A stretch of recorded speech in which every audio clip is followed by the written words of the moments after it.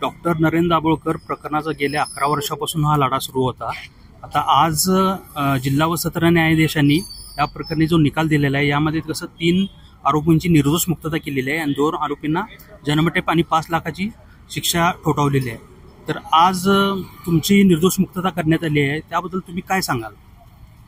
यात सगळ्यात पहिली प्रतिक्रिया माझी ही असेल की नरेंद्र दाभोळकर हत्या प्रकरणात माझी न्यायालयाने निर्दोष मुक्तता केली. याच्यात काही म्हणजे अनपेक्षित होतं असं मला वाटत नाही. हा माझ्यासाठी माझ्या दृष्टीने अपेक्षितच निकाल होता, कारण का मला अटक करतानाच चुकीच्या पद्धतीने केली होती आणि माझ्या विरोधात पुरावेही काही नव्हते आणि त्यामुळेच कोर्टासमोर काही पुरावे आले देखील नाहीत माझ्याबद्दल. त्यामुळे निर्दोष मुक्तता होणार हे निश्चित होतं. आज ती प्रत्यक्षात झाली आणि आनंदाची गोष्ट आहे माझ्यासाठी. या खटल्यामध्ये यापूर्वी सुद्धा तुम्ही वारंवार अनेक वेळेला सांगितलेलं आहे की या संदर्भात कुठलाही पुरावा नाही, तरी पण तपास यंत्रणेकडून तुमचा मानसिक छळ करण्यात आला. तुम्ही वेळोवेळी जामीनसाठी अर्ज करत होता, तो फेटाळण्यात येत होता. याविषयी काय सांगाल?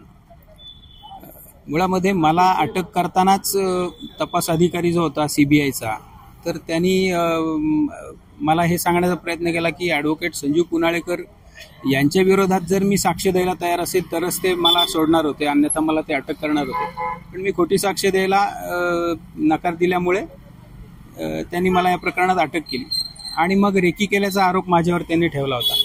या प्रकरणातले जे आरोपी आहेत, ज्यांना शूटर दाखवलंय त्यांना, परंतु आजपर्यंत कुठलाही पुरावा त्या दृष्टीने ते आणू शकले नाही.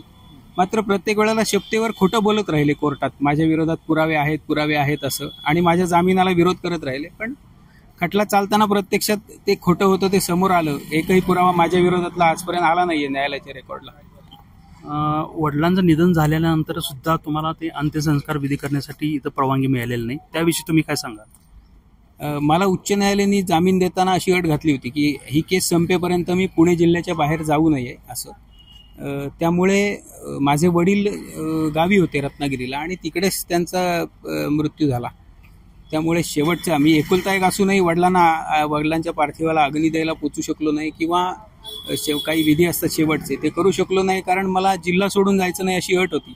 आणि वडिलांच्या अंत्यविधीसाठी आणि इतर गोष्टींसाठी जायचं असेल तरी मला उच्च न्यायालयाची परवानगी घेणं आवश्यक होतं. ती मिळायलाच 3 आठवडे लागले. त्यामुळे पुढच्या सगळ्या गोष्टी त्यानंतर मला करता आल्या. हे जाणीवपूर्वक पोलिसांनी विलंब लावला असं तुम्हाला वाटतं का? पोलिसांनी जर अर्ज केला असता किंवा परवानगी दिली असती तर न्यायालयाने ते मंजूर केली असती. त्यामध्ये विलंब म्हणजे पोलिसांच्यामुळे झाला असं तुम्हाला वाटतं का? नाही, त्या बाबतीत पोलिसांच्यामुळे विलंब झाला असं नाही म्हणता येणार. न्यायालयाची ती प्रक्रिया आहे. अर्ज दाखल होणं, त्याला नंबर पडणं, त्याच्यावर युक्तिवाद होणं, या सगळ्याला तेवढा वेळ गेला.